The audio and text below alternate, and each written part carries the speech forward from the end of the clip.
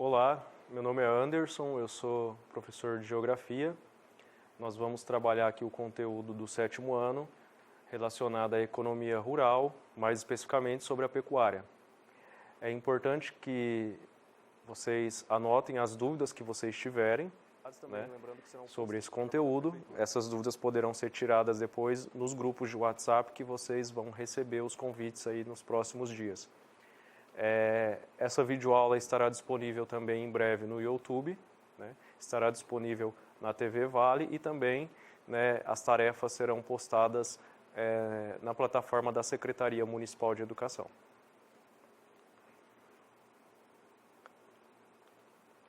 Vamos falar então sobre a pecuária. O que é a pecuária? A gente tem a definição, né, aqui no slide, vamos ler.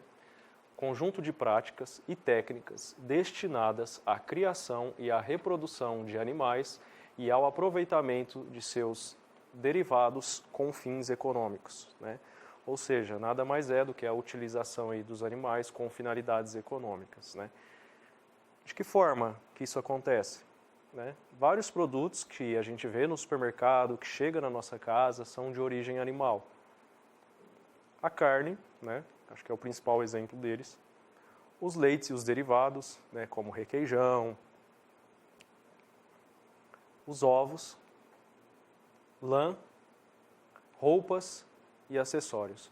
Então, diversos produtos que a gente encontra, não só no supermercado, às vezes em lojas, né? Couro, né? Tudo isso vem de origem animal. A gente tem uma imagem aqui, né, que ilustra aí uma criação, né, de bovinos, né, que é uma atividade aí pecuária. Para a gente entender um pouco como que a gente chegou nesse conceito, né, no desenvolvimento da pecuária, é importante a gente falar sobre a caça, né, sobre a alimentação aí dos primeiros agrupamentos humanos. A gente tinha aí nos primeiros grupos humanos, né, pré-históricos, né, como que se dava essa alimentação? A alimentação do homem pré-histórico era principalmente através da coleta. Coleta do quê? De frutas, raízes e vegetais. E também de formas de caça precárias. Por que precárias? Porque nesse determinado período histórico os homens ainda não tinham muitas ferramentas, muita tecnologia, né, para ser empregada nessa caça. Então, por isso que está entre parênteses ali no slide, nômades, porque esses agrupamentos humanos, eles não se fixavam em um único lugar, né? Então, havia um movimento aí dessa população humana, né? A partir do momento em que o homem começou a desenvolver melhor a tecnologia, né, e os instrumentos para caça, ele passou a se fixar em um único lugar, passou-se a ter uma vida mais sedentária. Nós vamos falar um pouquinho sobre isso, né? Isso aconteceu quando? Há cerca de 15 mil anos atrás, começou esses hábitos de vida mais sedentários, né? Isso impactou diretamente na forma do homem se alimentar, né? O que nós fazemos hoje, por exemplo, nós estocamos alimento na geladeira, né? Então, nós temos hábitos de vida, né, mais sedentários, né, do que os agrupamentos humanos, né, do período pré-histórico. A apropriação da natureza e das técnicas de caça e de pesca. Então, foram aprimoradas essas técnicas, né, de caça e pesca com o desenvolvimento desses hábitos sedentários. O que a gente pode falar hoje sobre a importância da caça para a nossa alimentação no mundo atual que a gente vive, né? Hoje, perdeu-se a importância, né? Hoje, praticamente, grande parte dos grupos humanos não dependem da caça, né, para a sua alimentação, para a sua sobrevivência. Mas nós temos exceções. Quais são essas exceções? Eu citei 2 exemplos aqui no slide, como a gente pode ver. As comunidades isoladas, né? Vocês já devem ter ouvido falar dos esquimós no Canadá, né? Diversas tribos indígenas, né, no Amazonas, são agrupamentos humanos que estão distante aí dos centros urbanos, né, em que acontece aí a pecuária, né? Então, por conta desse isolamento, né, eles dependem da caça. Essa imagem que nós temos aqui no slide, né, ilustra bem, né, uma atividade de caça.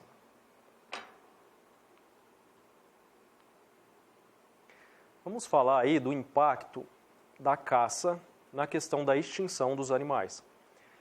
Embora a caça tenha diminuído muito, significativamente, hoje a gente praticamente não vê muito isso mais, ainda assim há o impacto da caça na extinção de animais. Então ela ainda provoca a extinção. A caça, quem caça? Caça animais selvagens, né? Então, o que se precisou para se proteger esses animais? A criação de reservas ambientais, a criação de leis e a fiscalização da caça, não só da caça, como da pesca. Então, a gente pode ver aqui, temos dois gráficos, né? Nós temos nesse primeiro gráfico, que eu coloquei aqui para a ilustração de vocês, o crescimento, a evolução da população mundial, que começa lá em 1800 e vem aqui em 2012. Então, em 2012, o mundo atingiu 7 bilhões de habitantes. Começou-se aí um crescimento acentuado a partir da década de 60. Né? No segundo gráfico, nós temos aqui por espécies de peixes, répteis, aves, mamíferos e anfíbios. Né? Qual espécie que está mais aí, qual tipo de animal está mais ameaçado de extinção. Né? A gente pode fazer aí uma comparação, né, entre a evolução da população humana, né, e também aí a evolução da extinção dos animais. Nesse gráfico nós temos aqui o panorama de 1500 até 2018, certo? Então a extinção animal aumentou. Em razão da caça? Sim, mas não só da caça. Diversas ações do homem, né, sobre o meio ambiente, sobre a vegetação, sobre os grupos animais, né, como a expansão das cidades, as queimadas, né, o desmatamento, tudo isso influencia, né, na extinção de animais. E a caça é um desses aspectos. Vamos falar agora, então, a domesticação de animais. Né? Hoje é comum, né? A gente tem muitos animais aí convivendo com o homem. Né? Os mais comuns aí, os cães, né, os cachorros, os gatos, né, papagaio, pássaros que a gente tem em casa. A relação da pecuária com a domesticação dos animais é muito próxima. Por quê? A pecuária ela surgiu com a domesticação desses animais. Nós temos aqui no gráfico, vamos olhar no slide, de acordo com a cor, a gente vê os continentes, né? E nós temos aqui o panorama histórico, de 15 mil anos atrás até na atualidade. Então nós temos uma linha histórica e como que começou aí a domesticação dos animais. O cão foi o primeiro animal domesticado pelo homem, né, no continente asiático. Né? Os asiáticos foram os primeiros agrupamentos humanos a domesticar os animais. Depois nós vemos aí a domesticação na América do Sul. Né? Vamos continuar aí o conteúdo. Então a domesticação de animais começou há 15 mil anos atrás. O primeiro animal provavelmente foi o cão. E a domesticação de animais favoreceu o surgimento da pecuária. Então, o que nós assistimos hoje? Qual é o cenário atual? Nós temos a reprodução acelerada, né, de animais domésticos, né, como boi, ovelha, né, porcos, aves, né, sobretudo para a alimentação humana. Né? E nós vemos aí a extinção de animais silvestres, que são os animais que vivem na selva, nas florestas, nas matas e que não são domesticados pelo homem. Então a pecuária, o que a pecuária faz? Ela cria animais domésticos em rebanhos com a finalidade econômica. Né? Então rebanhos é um agrupamento de determinados animais de determinada espécie, com a finalidade econômica. Ou seja, de se obter lucro a partir da venda, né, de derivados, né, de origem animal. Outra coisa importante, a gente tem que falar do incremento, né, da introdução aí da tecnologia na pecuária. Nós temos aí a criação de diversos remédios e tratamentos para doenças animais. Então nós temos hoje menos doenças, então os rebanhos, há uma perca menor desses rebanhos, né? Uma perda menor desses rebanhos e uma procriação maior. Então também tem desenvolvimento aí de tecnologias, né, para que se aumente a procriação desses animais, né? E aumente aí a produtividade e, com certeza, o lucro, né, dos agrupamentos humanos atuais advindos aí da pecuária, da exploração do animal.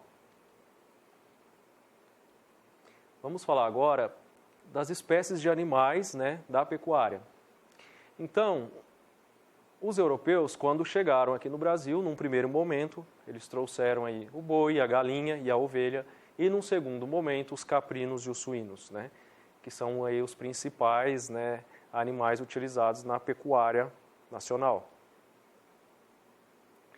Nós temos aqui no gráfico, vamos olhar aqui no slide, os tipos de rebanhos no Brasil e os principais produtores, né? Então, o maior rebanho brasileiro é o de aves, né? Nós temos aqui mais de 1,245 bilhões. Em que região do país isso acontece? Na região sul e sudeste. Depois, os bovinos, com 205 milhões, acontece sobretudo em Minas Gerais, Goiás, São Paulo, Rio Grande do Sul, Mato Grosso do Sul. E aí a gente pode continuar a leitura, os suínos, os ovinos, os caprinos, os equinos, né, e os estados. Por que em determinadas regiões sim, em outras não? Em razão principalmente do clima, né, e da vegetação, né, que esses animais, né, necessitam para a sua criação, para a sua sobrevivência durante esse período. São os fatores de clima, vegetação, né, e cultura também. Nós temos esses agrupamentos de animais que compõem aqui principalmente a atividade de pecuária brasileira. No entanto, a gente tem outros países que desenvolvem outros tipos de atividades de pecuária, outros animais fazem parte dos rebanhos de outros países, né? Então, tem uma questão cultural também que determina se determinado animal vai ser domesticado com a finalidade do aproveitamento econômico. No Brasil, lembrando, foram os europeus que introduziram a pecuária. Vamos falar aí agora das formas de criação de animais. A primeira forma de criação de animais é a pecuária nômade. Onde que ela acontece? Nas regiões áridas e semiáridas. Que regiões são essas? São regiões em que se tem pouca vegetação e se tem um clima com baixa pluviosidade, ou seja, chove-se muito pouco nessas regiões. Onde? Na África e na Ásia, sobretudo. Qual a definição desse tipo de pecuária? É uma pecuária em que a população, eles acompanham o gado, né, durante o movimento que eles fazem. Então, os movimentos eles são constantes para não se desaparecer a vegetação. Como a vegetação é escassa, então os animais se reúnem em determinado local, se alimentam daquela vegetação e depois eles vão migrando para outras regiões onde se tem a vegetação, né? E os agrupamentos humanos seguem esses animais, né? Até que se chegue o momento em que o homem vai utilizar desse animal para atividade aí econômica, né, na pecuária em si mesmo. Nós temos aqui uma imagem que ilustra esse tipo de pecuária. Como vocês podem observar, ó, quase não há presença de vegetais, é uma região de clima, né, árido ou semiárido. Segundo tipo de pecuária transhumante. Nossa, que termo diferente. Que tipo de pecuária é essa? Vamos ver aqui na imagem. É uma ilustração desse tipo de pecuária. É diferente da primeira, né? Vamos lá, vamos dar uma olhada nessa definição.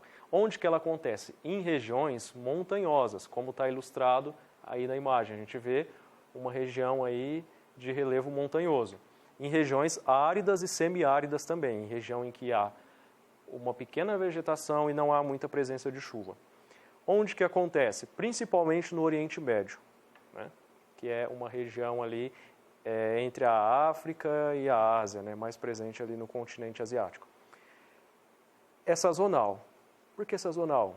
Vai depender do período, né? Então, a população ela se desloca também, assim como na pecuária nômade, ela acompanha os animais nesse movimento, né? Só que tem a questão aí sazonal, que é da temperatura, do clima, da estação do ano que se está vivendo naquele momento. No inverno, os picos da montanha se cobrem de gelo, de neve, então acontece aí o fim da vegetação no pico da montanha, então os animais descem para a base da montanha e os agrupamentos humanos juntos com os animais. Com a chegada do verão, essa neve derrete, há a presença aí de vegetação no topo das montanhas e aí os animais se dirigem para o topo das montanhas. Então, são dois tipos de pecuária que a gente viu. Esses dois tipos de pecuária praticamente não existem no Brasil. O tipo de pecuária mais comum no Brasil, pecuária sedentária. Ela se divide em dois tipos. A pecuária extensiva, como nós podemos observar nessa imagem, ela acontece em região de baixo povoamento, onde a terra custa pouco. Então, o proprietário dessa terra abriu mão de um capital menor do que em outras regiões para comprar essa terra. E é uma terra mais barata, né? Então, os gados são criados soltos em meio à vegetação natural. Então, o dono da propriedade, ele normalmente não faz aí plantação de vegetação para a alimentação desses animais, é na vegetação natural mesmo. É uma pecuária de baixa produtividade, né?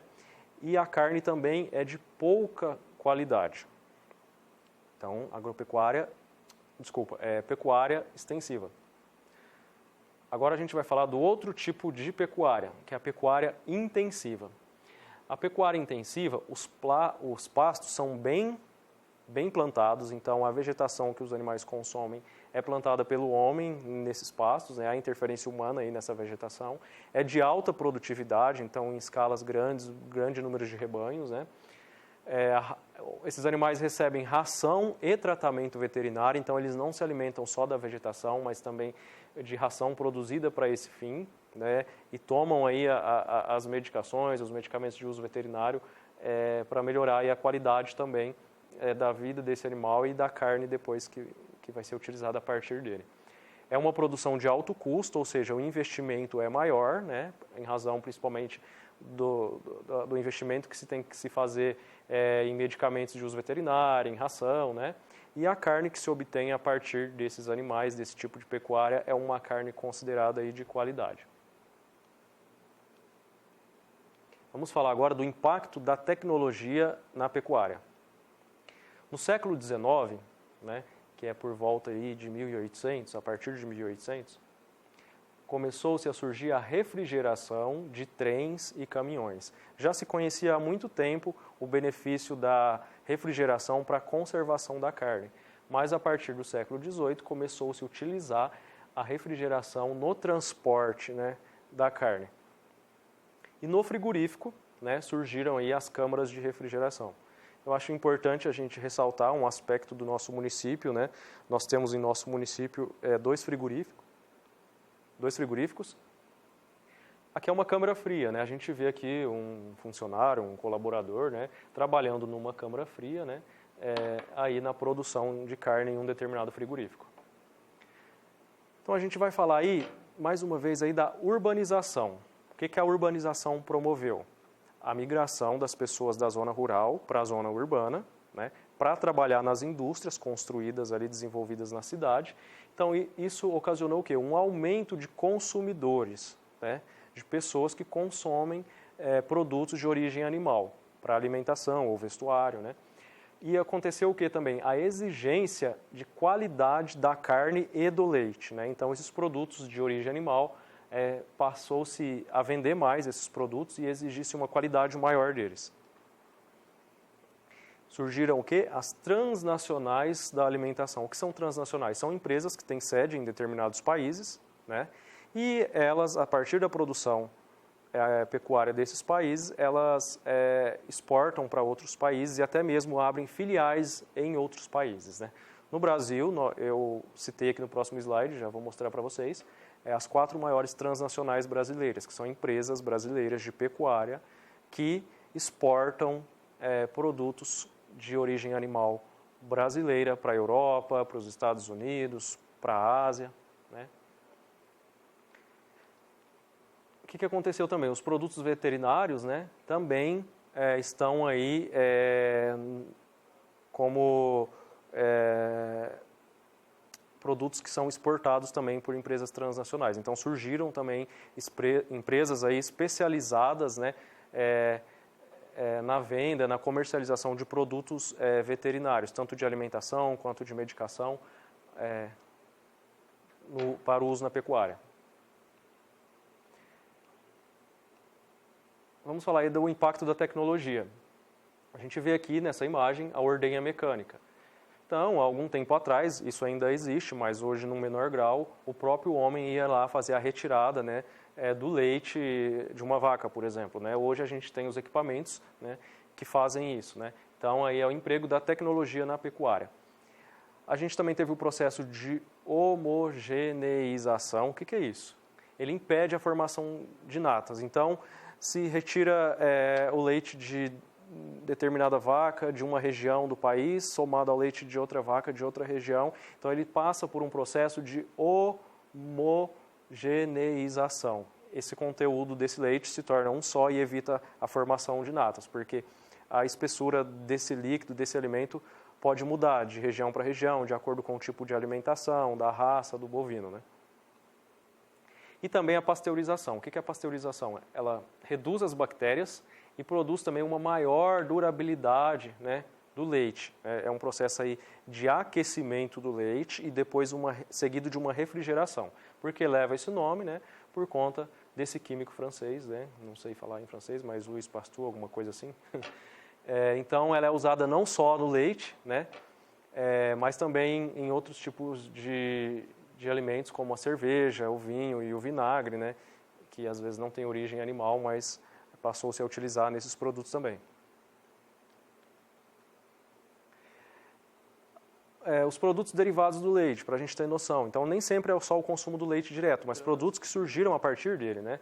O iogurte, o leite condensado, o creme de leite, a manteiga, o requeijão, dentre outros, né? Vamos mostrar algumas imagens aqui para vocês de algumas marcas de transnacionais brasileiras. São as 4 maiores transnacionais brasileiras do ramo aí da pecuária. Algumas dessas 4 aqui têm unidades no nosso município. Por exemplo, a gente tem a BRF, a gente tem a Mafrig, a gente tem o Grupo Minerva e a gente também tem o Grupo JBS, a Friboi é uma marca do Grupo JBS. Bom, alunos, o tema de hoje é esse. Qualquer dúvida vocês podem anotar para serem tiradas depois no grupo do WhatsApp. E o conteúdo também, lembrando que estará disponível na plataforma do YouTube para vocês acessarem, né? Novamente e com uma maior facilidade aí para pausar e pesquisar.